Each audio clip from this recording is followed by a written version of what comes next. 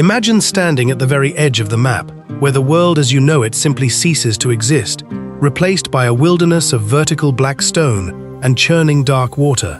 These colossal mountains are 3 billion years old, rising more than 1,000 meters straight out of the freezing depths of the Norwegian Sea. In the dead of winter, the wind screams through these jagged peaks with a voice that is older than humanity itself, carrying the freezing breath of the polar north. On a small, weathered wooden fishing boat, navigating these treacherous waters, the physical reality of survival becomes absolute. The salt spray freezes the instant it lands on the deck, and the darkness of the polar night is so thick it feels like a heavy weight pressing down on your chest. In this hostile, sub-zero landscape, any mistake could be your last. Yet, as the faint yellow lights of a distant village flicker against the black stone, you realize something extraordinary. On this fragile line of rock, completely surrounded by a wild, unforgiving ocean, people do not merely survive. They have built an enduring, deeply meaningful way of life that has thrived for thousands of years. What is it that drives a human being to make their home in a place of nothing but rock, wind, and the freezing sea? To understand this, one must journey to the Lofoten Islands, a spectacular archipelago located at 68° circa north latitude, entirely above the Arctic Circle. This dramatic chain of nearly 80 islands stretches for more than 160 kilometers, reaching out into the open ocean like a fractured spine of ancient stone. To arrive here is to cross a threshold into another realm. The only connection to the mainland is a series of soaring bridges that span the rushing ocean currents, narrow tunnels carved directly through the hearts of mountains, and the winding E10 highway that clings precariously to the narrow strip of land between towering vertical cliffs and the crashing surf. From an aerial perspective, the landscape looks almost impossible. It appears as though the land is not merely surrounded by the sea, but that the sea flows deep within its very veins. The dark blue waters of the ocean cut through the mountain valleys, forming long, narrow glacial fjords that isolate each tiny fishing village within its own secluded bay. In these hidden harbors, the water can suddenly become so perfectly calm that it reflects the towering stone peaks and the shifting Arctic sky like a giant, flawless mirror. It is here, on the narrowest strips of flat ground, squeezed between the vertical mountain walls and the water's edge, that the people of Lofoten have chosen to build their homes. Villages like Rein, Hamnøy, and Henningsvær cling to the shorelines, their wooden houses standing so close together they almost seem to be leaning on one another for warmth against the winter storms. For the families who call this archipelago home, the ocean is never a distant view. It is not something to be visited on a weekend or admired from afar. It begins literally right outside the front porch, its rhythmic tidal pulse marking the beginning and end of every single day. The scent of sea salt, decaying kelp, and drying cod is carried on every breeze, infusing the very air they breathe. Step outside your front door, and your boots are immediately on the wet wood of the dock, with your fishing vessel moored just yards away. The sea is their highway, their grocery store, their history, and their ultimate master. It is a constant, physical presence that shapes their thoughts, their language, and their daily routines. Yet, despite the harsh and cold-looking nature of this landscape, it is a place of stunning, almost deceptive contrasts. If you were to walk along the coastal trails in the height of summer, you would stumble upon beaches like Haukeland and Kvalvika. There, stretching out before you, are expanses of pristine, powdery white sand and crystal-clear, brilliant turquoise water that sparkles beneath the sun. From a distance, the scene looks as though it belongs to a tropical paradise in the South Pacific, rather than a region deep within the Arctic Circle. The illusion is so perfect that it tempts the soul to plunge in. But the very moment your skin touches the water, a sharp, freezing shock spreads through your nerves. It is the sub-zero chill of the Arctic Ocean, a visceral and immediate reminder that in this land, supreme beauty is always bound to extreme hardship. This striking duality is the core of the Lofoten experience. It is a land of endless daylight in the summer, where the sun never sets for 60 consecutive days, and total, freezing darkness in the winter, where the sun disappears entirely for weeks. It is an environment that demands absolute humility and constant adaptation. To live here, you must learn to listen to the stone, the wind, and the water. You must accept that you do not conquer this nature. You simply learn to live within its ancient rhythms. As we begin to unravel the deep secrets of how these extraordinary people have carved out a life of power and resilience on these beautiful, frozen rocks, one cannot help but reflect on their incredible journey. If you are ready to embark on this epic story of human endurance and discover the true secrets of the Arctic edge, let us know you are with us. Take a moment to drop a comment below telling us where in the world you are watching from today. Hit that like button, subscribe to Legends of Power, and turn on your notifications so you never miss a single chapter of our upcoming journeys into the world's most impossible places. Your journey has only just begun. If you were to spin a globe and trace your finger along the 68th parallel north, you would find yourself traveling across some of the most inhospitable, frozen wilderness on our planet. You would pass over the vast, silent tundra of northern Siberia, where the ground remains permanently frozen hundreds of meters deep, and where winter temperatures routinely plunge below -50 degrees Celsius. You would cross the rugged, ice-choked wilds of northern Alaska and the massive, ancient ice sheet of Greenland, where glaciers slide silently into a frozen sea. By all the established laws of nature and geography, any land situated at this extreme latitude should be completely locked in ice and snow for the vast majority of the year, utterly inaccessible to anyone but the most daring polar explorers. Yet, when your finger finally reaches the northwestern coast of Norway, you encounter a geographic impossibility. Here, rising defiantly from the dark blue waves, are the dramatic granite peaks of the Lofoten Islands, and their harbors are completely free of ice. This extraordinary anomaly represents one of the most fascinating thermodynamic mysteries on Earth. Even in the absolute depths of the Arctic winter, when the polar night covers the islands in near-total darkness and the wind carries the freezing breath of the North Pole, the seas surrounding Lofoten do not freeze. Ships glide smoothly through the fjords, and fishermen cast their nets into open, liquid water. The secret to this planetary miracle lies far below the ocean's surface, hidden in the silent, powerful movement of global currents. The North Atlantic Current, a massive and temperate branch of the Gulf Stream, acts as a colossal heating engine for this corner of the world. Traveling thousands of miles across the Atlantic Ocean, from the warm, sun-drenched waters of the Gulf of Mexico, this marine current carries millions of gallons of temperate warmth straight to the rocky shores of northern Norway. Because of this planetary heat engine, the winter coastal temperatures in Lofoten defy all geographic logic. While other regions sharing the exact same latitude are buried under meters of solid ice, the temperature along the Lofoten coast usually hovers between -1 and 4 degrees Celsius. This is an astonishing 10 to 15 degrees Celsius warmer than any other place on Earth at this latitude. It is a fragile thermal oasis operating in the heart of the frozen north, a place where the sea remains alive and open when it should be silent and dead. But do not let this winter warmth deceive you. While the ocean does not freeze, the climate of Lofoten is far from gentle. The collision between the warm ocean currents and the freezing Arctic air creates a highly volatile, unpredictable weather system that tests the resilience of every soul who lives here. In a matter of minutes, a perfectly calm, sapphire blue sky can be swept away by heavy, lead-gray clouds rolling in from the open ocean. The wind from the Norwegian Sea can suddenly rise to a deafening howl, screaming through the mountain passes and driving heavy, horizontal blizzards directly into the wooden coastal villages.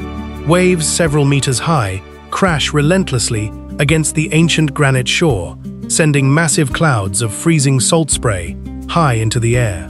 This is a wet, raw, and penetrating cold that settles deep into your bones, a cold that is far more punishing than the dry freeze of the inland tundra. To survive here, one must develop a deep respect for the sheer volatility of the atmosphere. The residents of these islands do not look at a calendar to plan their lives. They look at the sea and the sky. They understand that on the Arctic edge, nature always retains the ultimate veto over human plans. Living in a place defined by such intense environmental friction forces a profound shift in how one perceives the world. In our modern, comfortable cities, we have largely insulated ourselves from the natural world. We live in climate-controlled spaces, drive on paved roads, and expect our daily schedules to proceed with absolute predictability. But in Lofoten, the clock is never the final authority. If the wind rises and the sea turns rough, the boats must stay in the harbor, the schools may close, and the quiet rhythms of domestic life take over. There is a quiet, beautiful humility in this way of being. It is an acceptance that human beings are not the masters of this landscape, but merely guests who have learned to adapt to its ancient, unyielding rules. When you look at the warm yellow lights glowing behind the windows of a small wooden house in Lofoten, while a violent Arctic storm rages outside, you begin to realize that true comfort is not the absence of hardship, but the warmth of shelter built in spite of it. It makes one ask a deeply personal question. In a world where we have engineered almost all discomfort out of our lives, have we lost the resilience that defined our ancestors? If you were given the chance, could you trade the effortless convenience of modern suburban life for the raw, unpredictable beauty of a home on these frozen rocks? We would love to hear your thoughts on this. Take a moment to share your perspective in the comments below. Let us know if you think modern life has made us too fragile, or if the human spirit can still adapt to the wild edge of the world. And if this story of thermodynamic wonder and human resilience is moving your soul, please hit that like button, share this video with others, and stay tuned as we uncover the secrets of this impossible land. As the storm eventually passes and the howling wind softens back into a gentle breeze, the open waters of Lofoten reveal their true purpose. This warm, ice-free sea is not just a geographical curiosity. It is the vital stage for one of the greatest biological wonders on our planet. The nutrient-rich currents brought by the Gulf Stream, combined with the sheltered depths of the fjords, create the perfect conditions for marine life to flourish. And very soon, as the winter darkness begins to hint at the distant return of the light, millions of silent travelers will begin an epic journey from the far north, drawn by an ancient instinct to these exact coordinates. If you were to stand on a Lofoten dock during the late winter months, you would notice something shifts in the atmosphere. It isn't just the weather or the light, it's a palpable sense of anticipation that runs through the wooden villages like an electric current. The fishermen are preparing their gear with a different kind of focus, checking knots, repairing nets, and readying their vessels for the arrival of the Arctic's most precious cargo. They are waiting for the Skrei. The word itself comes from the Old Norse word skrida, meaning to wander or to walk, and it perfectly captures the epic nature of this event. Every year, as the temperatures in the Barents Sea reach their absolute limit, millions of northeast Arctic cod embark on an extraordinary migratory journey. They travel hundreds of kilometers through the deep, icy expanse of the Northern Ocean, driven by an instinct as old as the islands themselves, heading back to their ancestral spawning grounds in the coastal waters of Lofoten. This is not a casual migration. It is a marathon of survival. These cod have spent years maturing in the nutrient-rich, freezing depths of the Barents Sea, growing into powerful, muscular creatures shaped by the relentless pressure of the deep ocean. When they finally arrive in the crystalline waters around the Lofoten archipelago, they are at the peak of their vitality. For the people of these islands, the arrival of the Skrei is more than just a fishing season. It is the heartbeat of their economy, the foundation of their culture, and a tradition that has literally sustained human life in this harsh environment for over a millennium. To witness the harvest is to see a living, breathing connection between humanity and the sea. Imagine the scene. The sky is a deep, bruised purple, and the air is so cold it stings the lungs. A fleet of small, sturdy fishing boats pushes out into the dark, churning water, navigating by the flickers of light from the coastal villages behind them. There is no modern industrial complex here. For most, it is still a game of skill, timing, and profound patience. When the nets are hauled, they pull up thousands of pounds of shimmering, silver-scaled fish, a silver harvest that has been the lifeblood of Norway since the Viking Age. But why here? Why do these fish, coming from the vast open ocean, choose these specific, narrow fjords? The answer lies in the unique thermodynamic miracle we explored in the previous chapter. The warm water brought by the Gulf Stream, combined with the protected, deep water basins between the mountains, creates a nursery that is unmatched anywhere else in the Arctic. The water temperature here is the perfect Goldilocks zone for the survival of cod larvae. It is a biological sanctuary, a hidden cradle where the next generation of the ocean's giants can begin their life cycle in relative safety. This symbiotic relationship between the fish and the environment has defined the human architecture of Lofoten. If you walk through the village of Reine or Hamnøy, you will see iconic wooden structures standing on stilts over the water. These are the Rorbuer, the traditional fishermen's cabins. For centuries, these cabins were the only shelter for the thousands of men who traveled from all over Norway to participate in the great Skrei harvest. They were built for utility and endurance, designed to survive the fury of the winter gales while keeping the men just inches above the freezing surf. Today, these Rorbuer have become a symbol of the island's resilience. While the methods of fishing have evolved, the essence of the life remains unchanged. It is a life lived in tune with the massive, cyclical rhythms of nature. You do not force the Skrei to appear, you wait for them. You do not dictate the terms of the harvest, the sea does. It is a humbling reminder that even in our era of global supply chains and high-tech efficiency, there are still pockets of the world where survival depends on being part of the food chain, rather than just an observer of it. But this harvest brings with it a fascinating question about our own relationship with the resources we consume. In a world where food is often packaged, sanitized, and disconnected from its origin, the people of Lofoten maintain an intimate, often brutal, and always respectful connection to what they take from the sea. Have you ever stopped to consider where the food on your table truly comes from, or the history embedded in the resources that sustain your life? Does the idea of a life tied to the seasonal rhythm of nature sound like a dream, or an exhausting reality you'd rather avoid? Drop a comment below and let us know your perspective. We love hearing how you view the connection between humanity and the wild. And if you're finding this deep dive into the Arctic edge as fascinating as we are, make sure you're subscribed to Legends of Power. Hit that like button and turn on notifications, because in the next chapter, we are going to peel back the curtain on the most mysterious aspect of these islands, the ancient, haunting tales of the people who first dared to call this frozen edge of the world home. You won't want to miss what we've uncovered. To understand the true spirit of Lofoten, you must do more than just look at the mountains or track the migration of the Skrei. You have to step inside the shadow of the stone itself.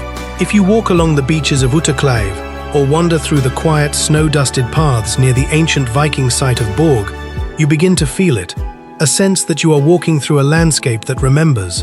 In the modern world, we often talk about history as something contained in books or behind the glass of a museum display.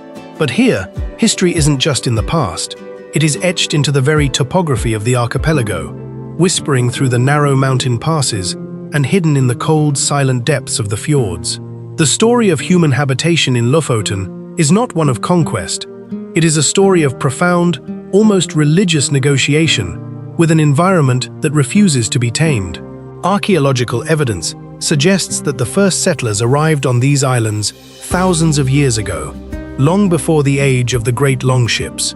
These were the hunters of the Stone Age, people who moved in small, kinship-based groups, following the seasonal migration of whales and seals. They didn't arrive here looking for a place to build an empire. They arrived here because the sea provided, and in return, they offered their absolute devotion to the rhythms of the north. When we look back at the lives of these early ancestors, we are often struck by a sense of tragedy. We see the cold, the darkness, and the fragility of their existence. Yet, the more we learn, the more we realize that our perception might be fundamentally backward. What we see as hardship, they likely perceived as purity. They lived in a world where the boundary between the physical and the spiritual was incredibly thin. In their mythology, the mountains weren't just piles of rock. They were the sleeping forms of giants who had been turned to stone by the rising sun. The sea wasn't just a resource. It was a living, breathing entity that demanded respect, sacrifice, and a deep, intuitive understanding of its temper. This deep connection is beautifully encapsulated in the architecture of the Lofoten Viking Museum at Borg.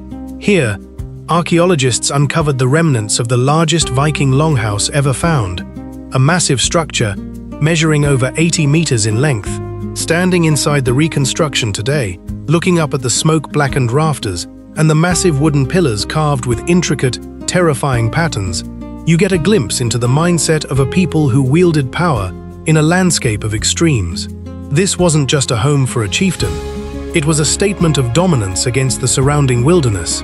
It was a place where stories were told, where laws were debated, and where the precarious line between life and death was measured in the strength of a harvest or the favor of the gods. But why did they choose to build such a center of power here, on a remote edge of the world, rather than in the more hospitable valleys of the south? The answer, perhaps, lies in the psychology of the edge. People who choose to live at the margins of civilization, whether it's the high mountains of the Himalayas, the vast deserts of the Sahara, or the frozen archipelago of Lofoten, often possess a unique brand of resilience. They are the individuals who prefer the challenge of the extreme over the comfort of the mundane. They find clarity in the cold and purpose in the struggle. This is the legend of power, the ability to find, cultivate, and maintain one's own sovereignty in a world that is constantly trying to push you toward the center. When you think about your own life, where do you find your edge? Is it in a demanding professional career, a difficult creative project, or perhaps a personal goal that seems insurmountable to everyone else? Do you find that you do your best work when the pressure is high and the path is unclear? Or do you crave the safety of a well-trodden road? We are genuinely curious to hear how you cultivate your own resilience. Leave a comment below and share a time when you felt like you were at your personal Arctic edge. As we dig deeper into these ancient stories, it becomes clear that the people of Lofoten weren't just surviving, they were thriving by redefining the meaning of wealth. For them, wealth wasn't gold or expansive territory. It was a full drying rack of cod, a warm hearth during a blizzard, and the knowledge that they were aligned with the natural forces that governed their existence. They were legends of power because they owned their reality, no matter how harsh or unforgiving that reality became.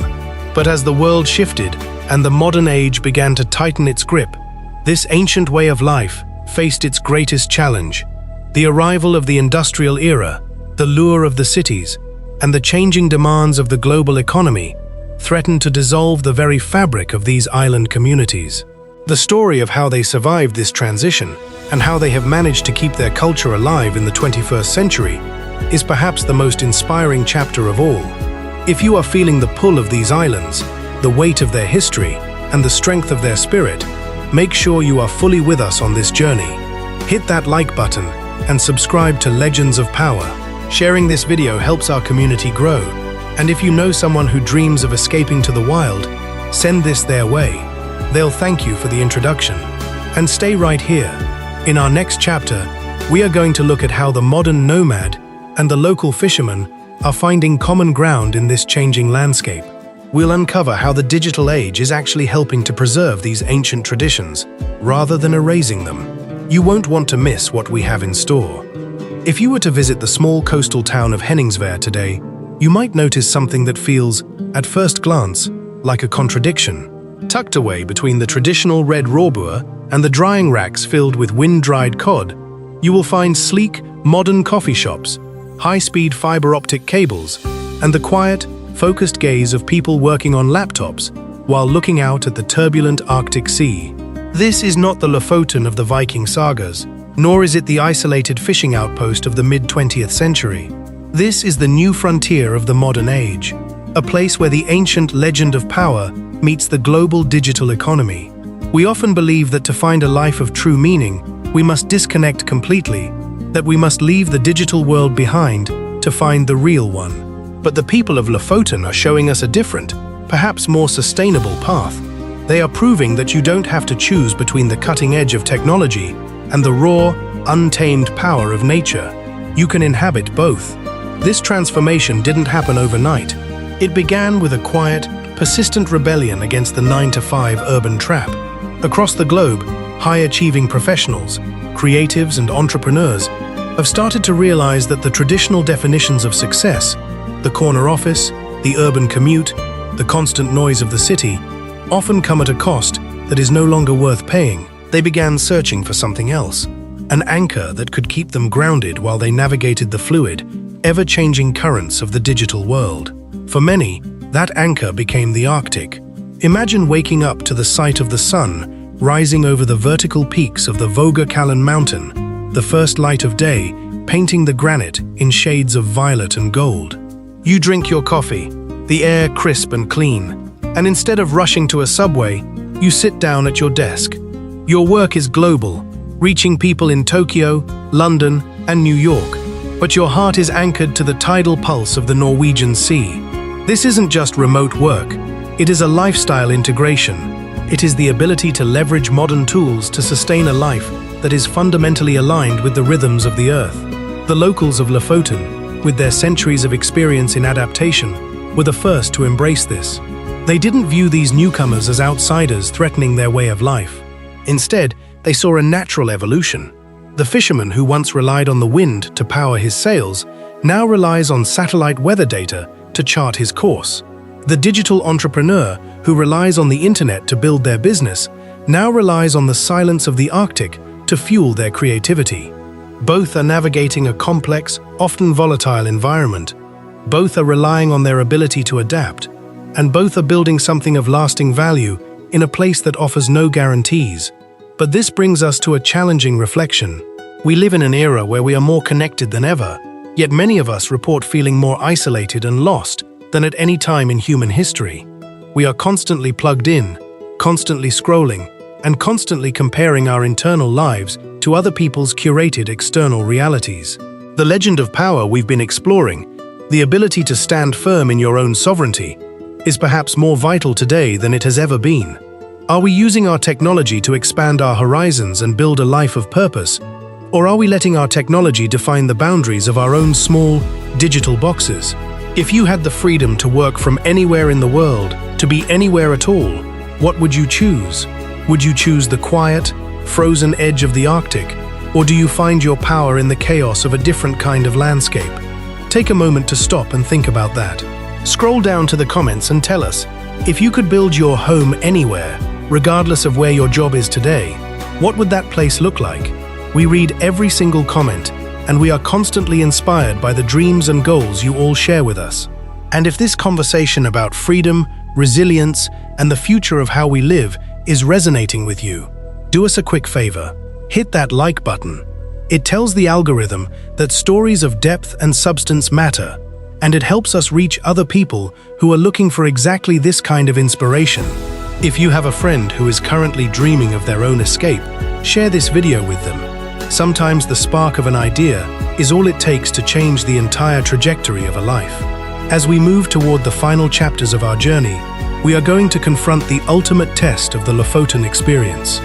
We've looked at the geography, the biology, the history, and the modern digital evolution, but there is one thing we haven't yet addressed. It's the invisible force that drives every human being to keep going when the conditions get tough. It is the secret of the internal horizon. In the next chapter, we are going to explore why so many people who visit these islands find themselves fundamentally changed by the experience. We'll talk about the Arctic shift, a psychological phenomenon that occurs when you spend enough time at the edge of the world. Trust us, you are going to want to hear this. Stay tuned, because the final pieces of this mystery are about to fall into place. Your journey with Legends of Power is reaching its climax, and we are so glad you're here to witness it. There is a phenomenon that the locals and the long-term visitors of Lofoten speak of only in hushed, reflective tones. It is not something you can measure with a GPS, nor can you capture it in a photo, no matter how high the resolution of your lens. It is known simply as the Arctic shift. It begins the moment you stop treating these islands as a tourist destination and start allowing them to become your reality. It is a psychological and emotional recalibration, a shedding of the city skin that we all wear to survive the frantic pace of modern civilization. When you spend your days in a landscape where the horizon is defined by 3-billion-year-old stone and a sea that never sleeps, something happens to your internal clock. In the city, time is a commodity, a currency we spend in minutes, hours, and deadlines. But here, time is an element, as vast and indifferent as the weather. You watch the light shift from a deep, melancholic blue to a piercing, crystalline gold, and you realize that you aren't losing time. You are finally beginning to inhabit it. The anxiety that follows us everywhere, the nagging sense that we should be doing more, that we are falling behind, begins to dissolve. It is replaced by a profound, often uncomfortable silence. Most people are terrified of this silence. We fill our lives with podcasts, notifications, and social media because the sound of our own thoughts is often the loudest, most critical noise of all. But in the Arctic, the environment is so much larger than your internal monologue that you are forced to stop listening to your ego and start listening to the world. You begin to notice the subtle shift in the wind that predicts a storm. You learn to read the changing color of the water. You understand that the mountain is not something to be conquered, but something to be observed with a posture of humility. This is the first stage of the Arctic shift, the death of the self as the center of the universe. As you move deeper into this state of being, you start to notice a second, more profound change. Your priorities begin to simplify. In the modern world, we are conditioned to believe that we need a vast array of possessions, experiences, and social validations to feel whole. But when you are standing on a pier in rain, watching the tides surge against the pylons, you realize that your actual needs are incredibly few. A warm coat, a sturdy home, a reliable meal, and the quiet dignity of a day spent in honest work. These are the pillars of a life well lived. This is not about poverty. It is about the shedding of excess. It is about realizing that the weight you have been carrying is not necessary for your survival, nor for your happiness. The people who have successfully navigated this Arctic shift often return to their old lives permanently changed. They might go back to the city, they might return to their high-pressure jobs, or they might move back into their suburban homes, but they are no longer of that world in the same way. They have developed a mental anchor. They carry the silence of the fjords with them into the boardroom. They carry the patience of the fisherman into their creative projects. They have discovered that the legend of power is not about how much you can control. It is about how much you can withstand while remaining centered. We have to wonder, what is it in our modern lives that keeps us from this kind of clarity?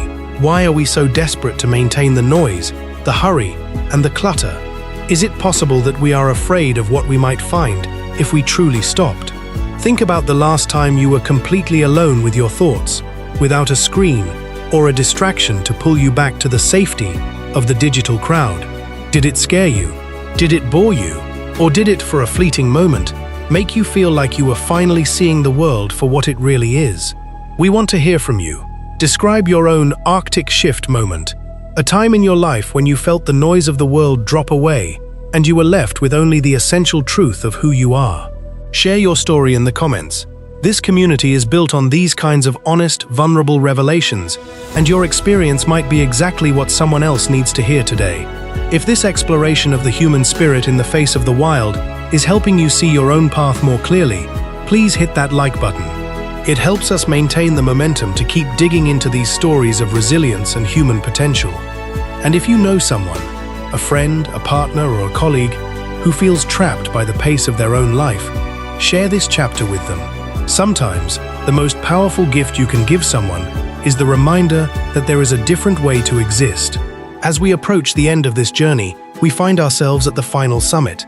We have traveled from the freezing edge of the map, through the secrets of the sea, and into the deepest chambers of the human heart. But there is one final, overarching truth that binds this entire documentary together. It is the reason why Legends of Power is more than just a story about a place. It is a blueprint for a life. In our final chapter, we are going to synthesize everything we have learned. We will discuss the architecture of enduring legacy, how to take the lessons of the Arctic and apply them to your own life, no matter where you are on this planet. The journey is far from over. It is actually just beginning, and we are so honored that you have chosen to walk this path with us. Stay tuned for the conclusion. It is a message that we believe will stay with you long after the screen goes dark. As we stand here at the final chapter of our journey across the Lofoten archipelago, looking out over a landscape that has witnessed the rise and fall of countless generations, we are faced with one fundamental question. What does it mean to leave a legacy that survives the passage of time? In the digital age, we are obsessed with viral success, the fleeting spike of attention, the quick win, the immediate gratification of a metric. But the story of the Arctic edge teaches us something vastly different. True power, the kind that endures, is not built in the flashes of light. It is built in the long, dark, and often grueling winters.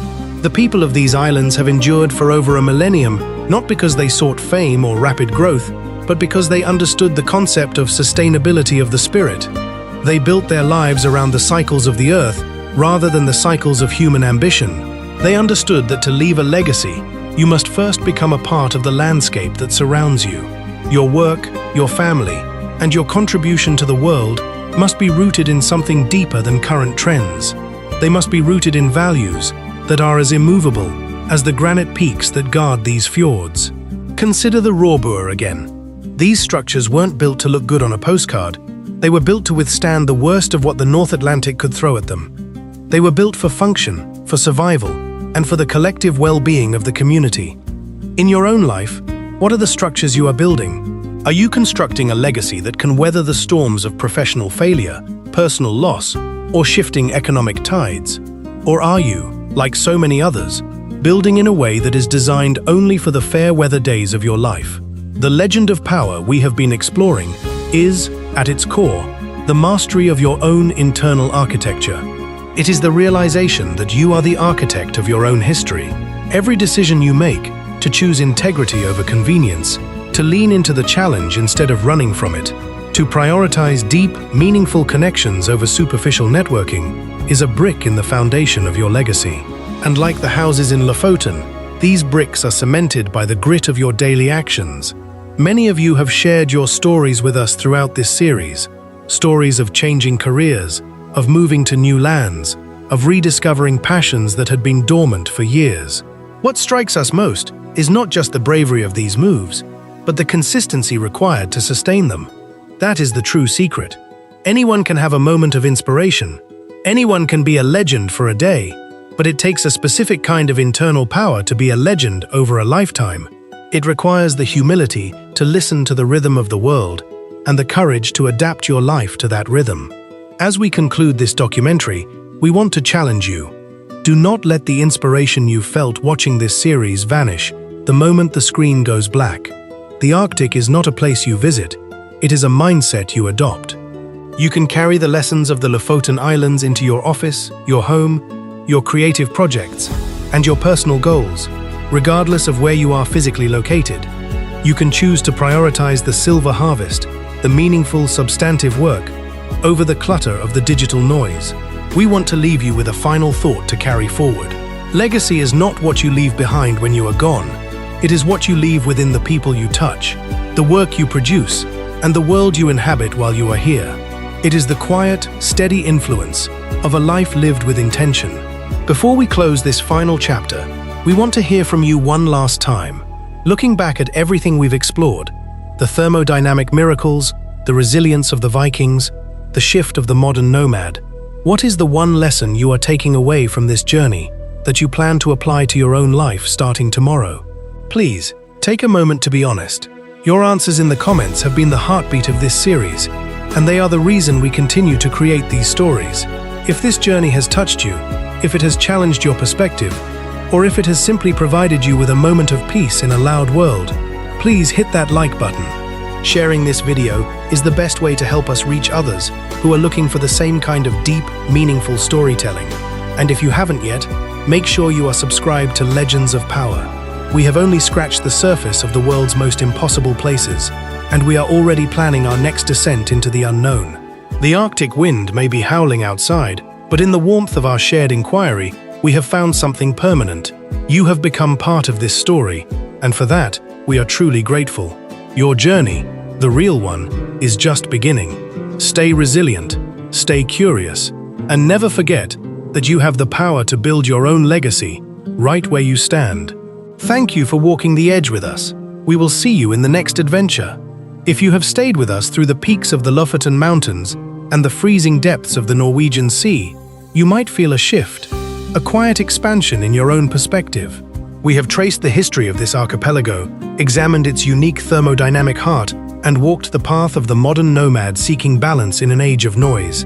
But we find ourselves at an interesting precipice. When we look at the Arctic edge, we are not merely looking at a place, we are looking at a mirror. The Arctic shift we discussed in our previous chapter is not a destination. It is a continuous practice. It is the realization that the wilderness does not exist out there, far away on the map. The wilderness is the vast, uncharted territory of your own potential. We are all living on our own personal edges, balancing the necessity of the daily catch against the deeper, quieter currents of our own creative and spiritual evolution. But how do we sustain this realization when we return to the mundane? How do we keep the cold, clean air of the north in our lungs when we are trapped in the suffocating heat of a city, a cubicle, or a relentless schedule? The secret, we have found, is to treat your life as a living, breathing work of art. The fishermen of these islands do not wake up every morning and wonder why they fish. They fish because it is their rhythm. They are part of a lineage that extends back into the mists of the Viking Age. They are integrated into the world. In our modern lives, we often suffer from a profound lack of integration. We separate our work from our soul. We separate our needs from our environment. We treat our lives as a series of disconnected episodes rather than a continuous narrative. Think of the Rorbuer, the cabins on stilts. They are built to be part of the water.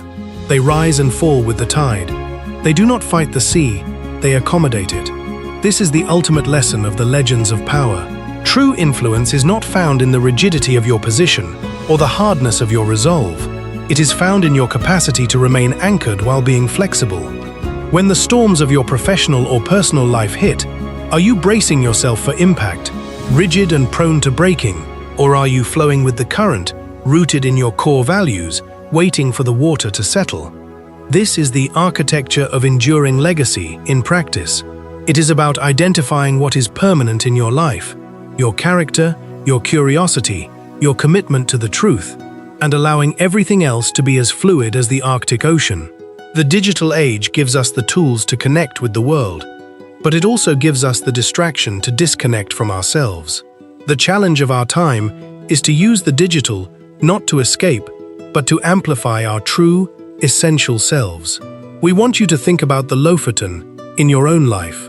What is the one thing, the core value, the creative pursuit, the deep relationship that keeps you from being swept away by the current of modern expectation? Is it your art? Is it your family? Is it a project you've been building in the silence of your own mind? Take a moment right now to define that anchor in the comments below. What is the one thing you are refusing to sacrifice for the sake of fitting in? Your answers are not just comments, they are affirmations of your own power. We are so grateful that you have walked this path with us. This series began as a simple question about a place on a map, but it has become a conversation about how we choose to exist in a world that is moving faster every single day. If this journey has helped you clarify your own internal horizon, please hit that like button. It helps us reach other people who are standing at their own personal edge, wondering if they are the only ones feeling the pull of the wild. And if you found value in this, share it. There is someone in your life, a colleague, a friend, a dreamer, who needs this reminder that resilience is not an inherited trait, but a muscle you build. As we look toward the future, we realize that the legend of power is not a finite story. It is a cycle. Just as the Skrei return to the fjords, just as the sun returns to the Arctic, we are always being offered the chance to begin again. The next chapter of your life is waiting to be written, not in the comfortable middle, but out on the edge. Keep your eyes on the horizon, keep your heart tethered to your values, and never stop seeking the places where the world is still wild, still mysterious, and still waiting for you to define your own legend. We are so honored you walked this path with us. This is Legends of Power, and we will see you on the next journey. If you have stayed with us this far, you have moved beyond the surface-level beauty of these islands and entered into the core of their endurance. We have traversed the geography, the biology, and the shifting identity of the modern inhabitant, but we must now turn our gaze inward to the most critical component of the entire Arctic experience, the anatomy of your own resilience. Why do some souls break under the pressure of the Arctic winter, while others find their greatest clarity in the cold? Resilience is often misunderstood as a passive quality, a kind of stubborn refusal to move or change. We imagine the resilient person as someone who simply grits their teeth and survives the storm. But in the harsh, high-latitude reality of Lofoten, that kind of rigidity is a death sentence. The mountain does not just stand, it adapts to the wind, the ice, and the erosion.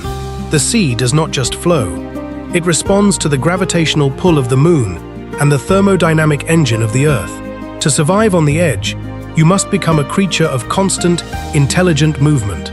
Think about the way the local population has sustained their culture over the centuries. They did not fight the industrialization of the world by closing their borders. They integrated it. They didn't fight the decline of traditional fishing by abandoning the sea.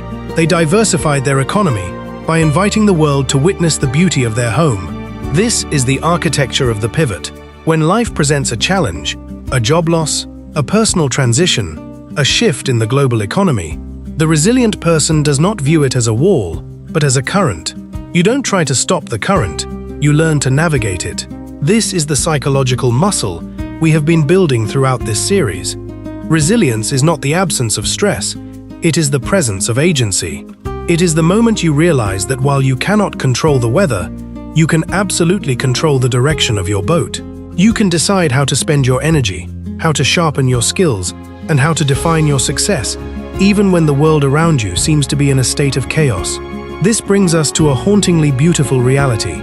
We are all living in a time of unprecedented change. The world is moving faster, the technologies are shifting more rapidly, and the Arctic edges of our own lives, our careers, our families, our internal sense of self, are under constant pressure. It is easy to feel small when faced with such massive global forces. But the story of Lofoten teaches us that significance is not measured by the size of your influence, but by the integrity of your presence. A single person, living with absolute clarity and intention, can transform an entire community. Consider the choices you are making in your own life today. Are you waiting for the weather to change before you commit to your goals? Or are you preparing your gear and readying your vessel for the journey ahead?